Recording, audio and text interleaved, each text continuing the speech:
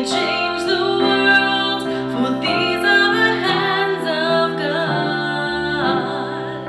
This song repeats a few times, and it's going to be really fun to have all you guys sing with me. So I know you're at home and we might not hear you, but I invite you to just follow along with the words that Bob's going to put on your screen and just sing this song with me. These hands can build a road, heal a heart and move mountains. These hands can change the world, for these are the hands of God. Sing that again. These hands can change the world, heal a heart and move mountains. These hands can change the world, for these are the hands of God. These hands can build a road, heal a heart and move mountains. These hands can change the world, for these are the hands of God. So let me reach out when love is in need. I know it can be a blessing, a blessing. Oh, these hands can build a road, heal a heart and move mountains. These hands can change the world, for these are the hands of God. I know you want to clap. These hands can build a road, heal a heart and move mountains. These hands can change the world, for these are the hands of God. These hands can build a road, heal a heart and move mountains. These hands can change the world, for these are the hands of God. For these are the hands of God. For these are the hands of God.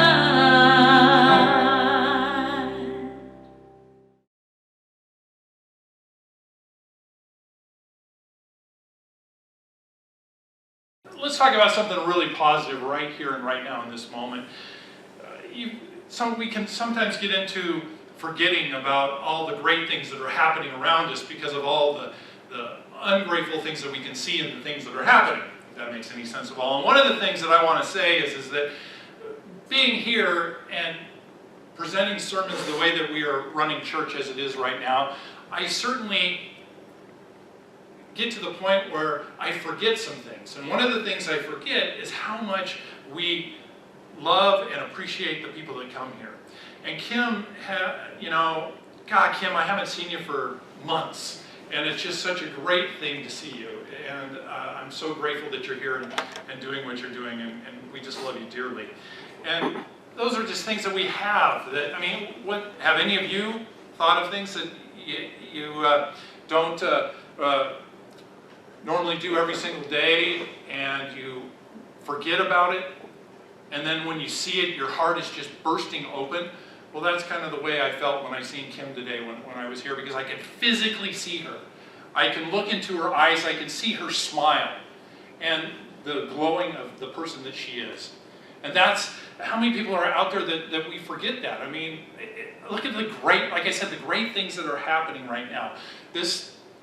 This thing, there's a story that I want to tell you.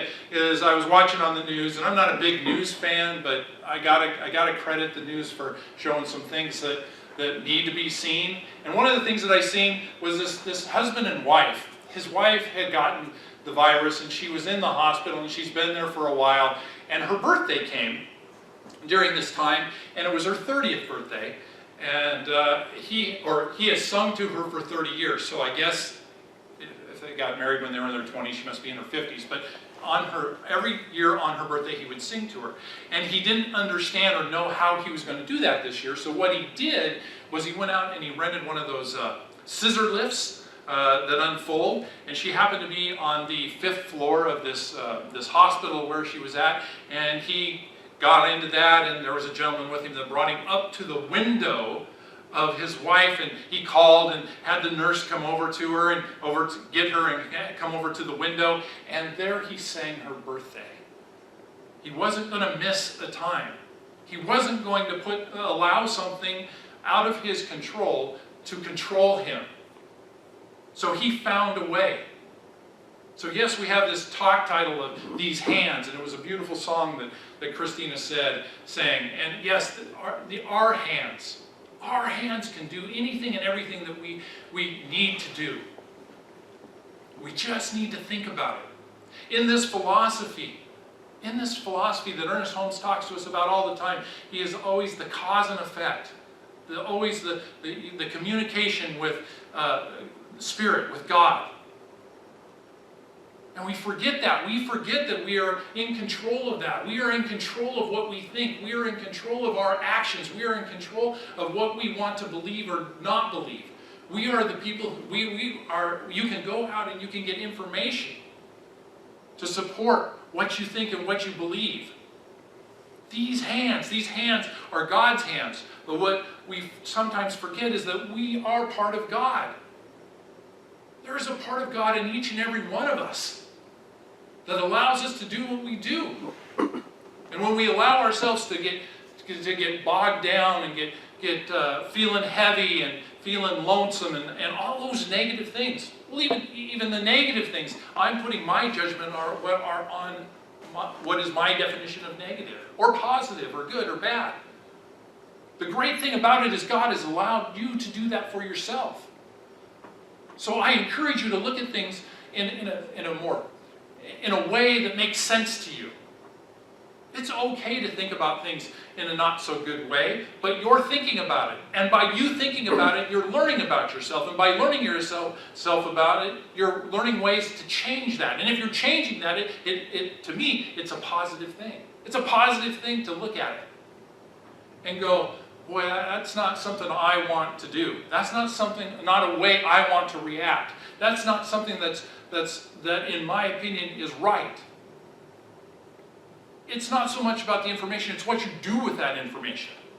So when you're thinking about that and doing that, you look at it and go, what can I do to in my mind, make this better? Make it understanding to me. To fill my heart. Because what's going to happen is going to happen. It's our reactions to it is what we're going to do it. And how do we correct that? It all starts with us. It all starts with you. It all starts with these people around here. That's where it starts. That's what this philosophy is all. That's what I feel the main thing that this philosophy is all about. Is it starts with me.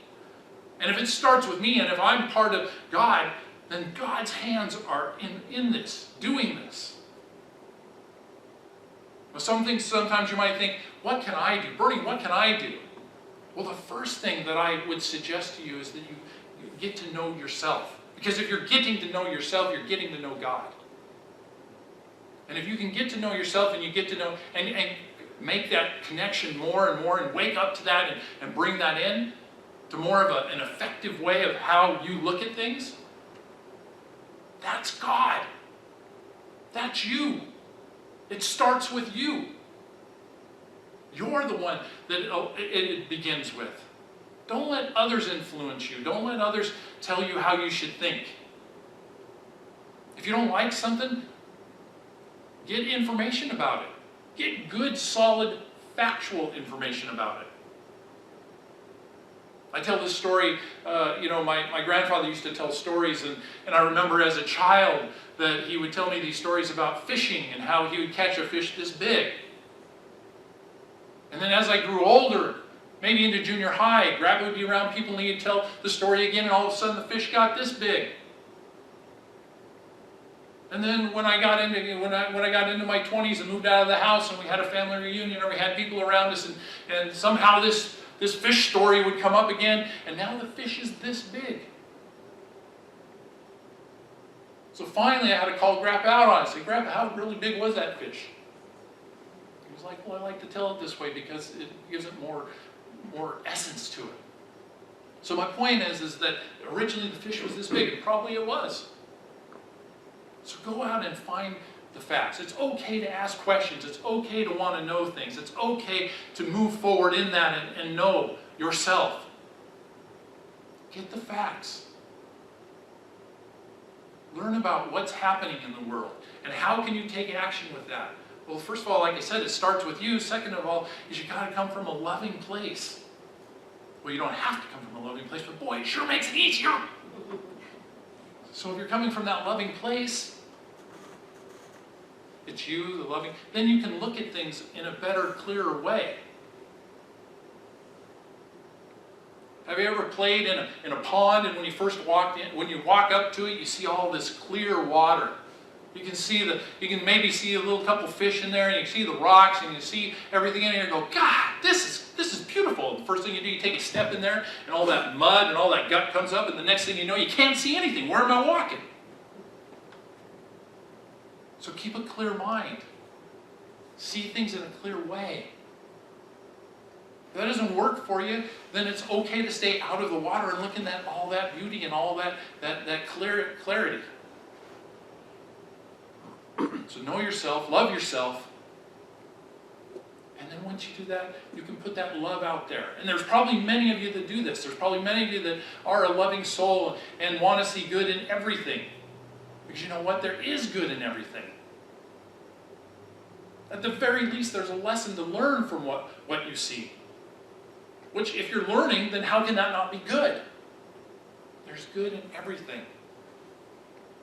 Have compassion for people. Have compassion for yourself. What you put out there is what you get back. Again, from this philosophy. Cause and effect. So if you're compassionate, if you love yourself, if you know yourself, if you love yourself, and if you can have compassion with yourself, it's much easier to do it with people around you because you know what compassion is. You can feel that compassion.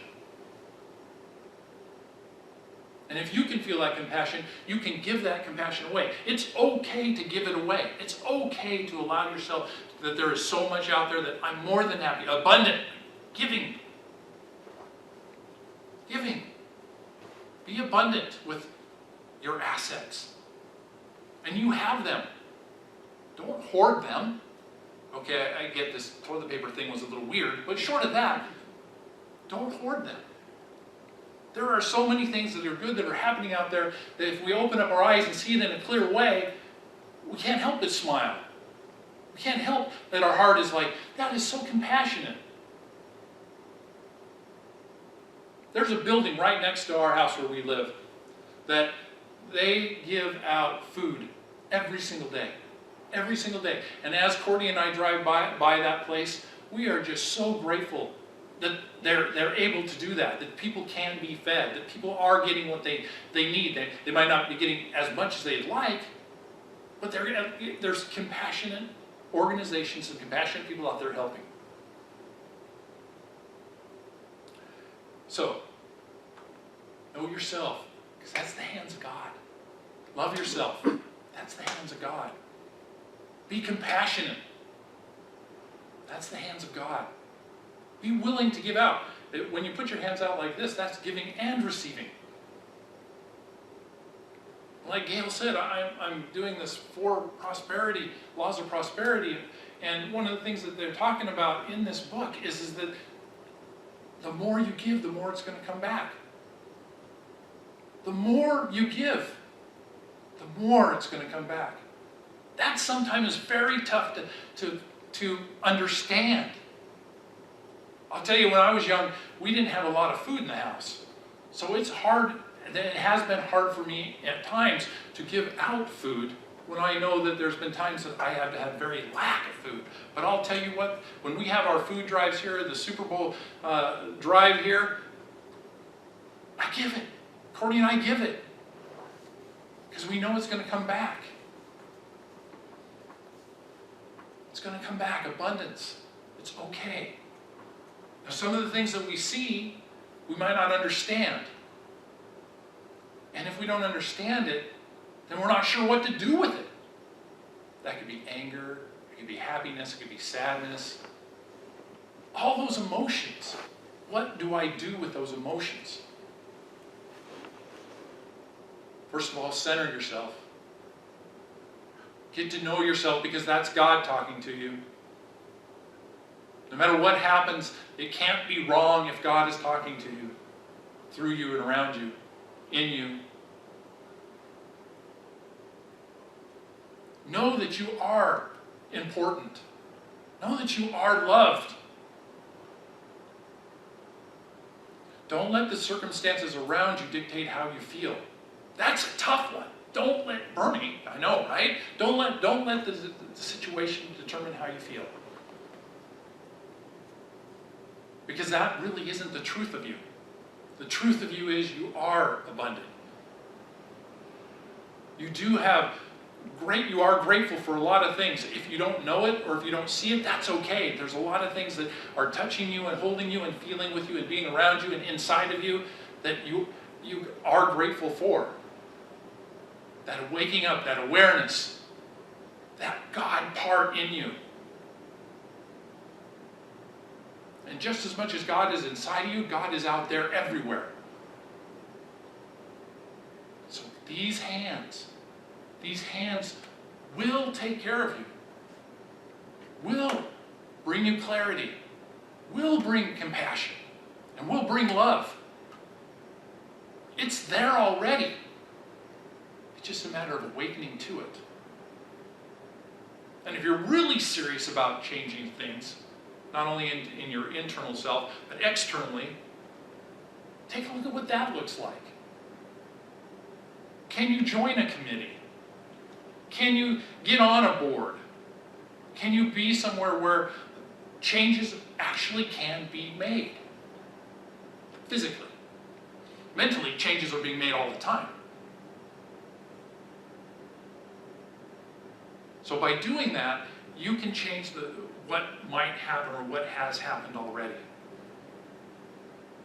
You can be that person. You are that person. Allow yourself to blossom. Get up in the morning and smile. They tell you, science. There's been test runs of how whatever you feel like the very first thing when you wake up in the morning is probably what's going to dictate, or is going to be a big majority of what dictates how you look at the world for that whole day. So even if you get up in the morning and you have aches and pains, acknowledge them and allow yourself that you're here. You opened your eyes. The sun's out or it's raining out. There's light out. In my case, I'm grateful for my wife.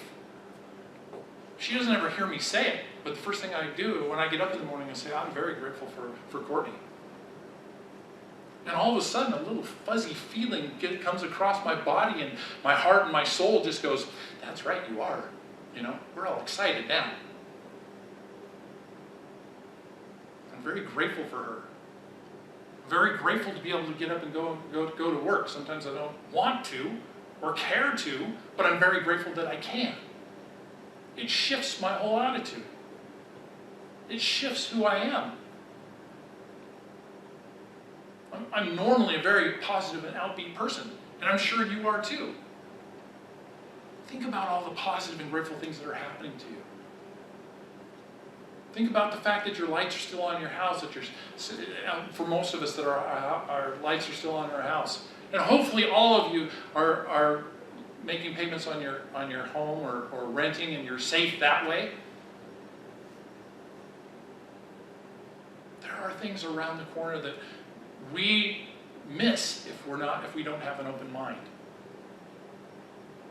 Call it tunnel vision. We're just going like this. There's so many things out here. It drives my wife crazy when I'm looking around when I'm driving.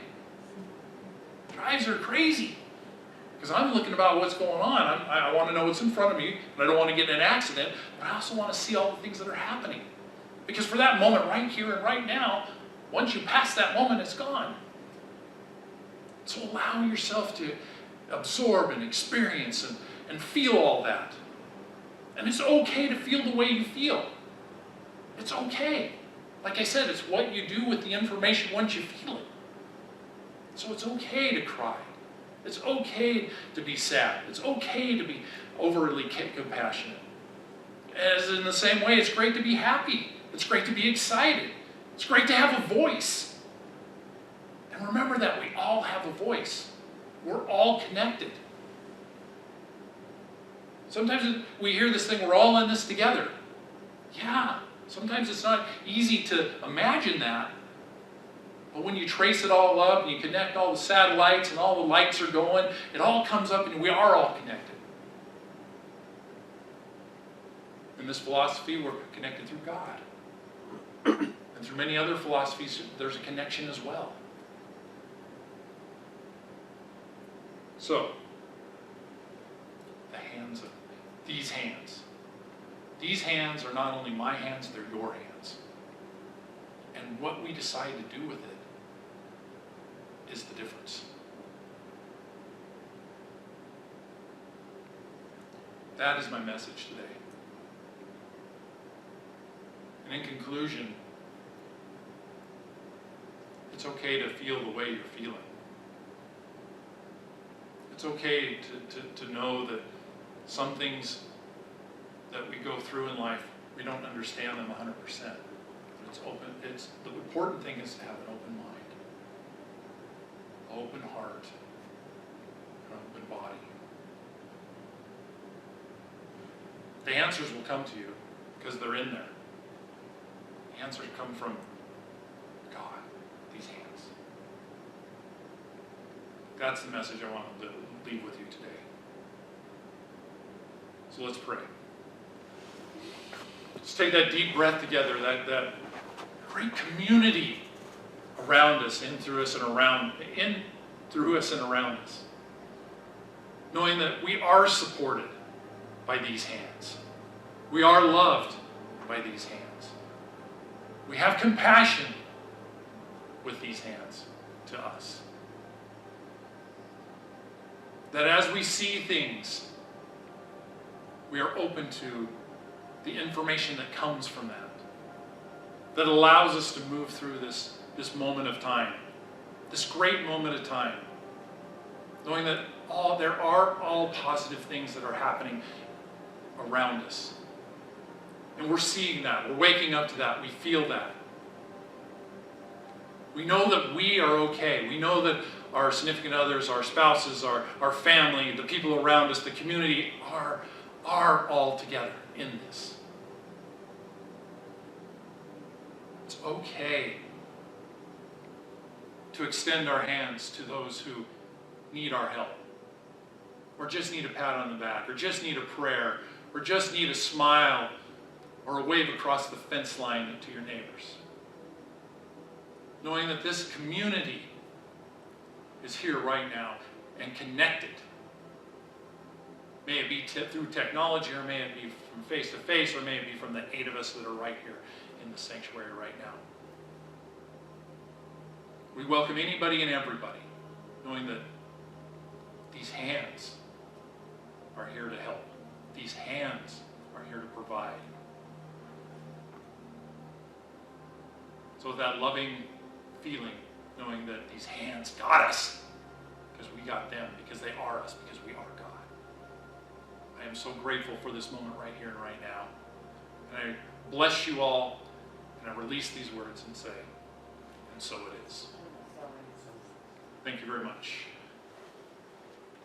We got some great stuff. Christina's Young with us.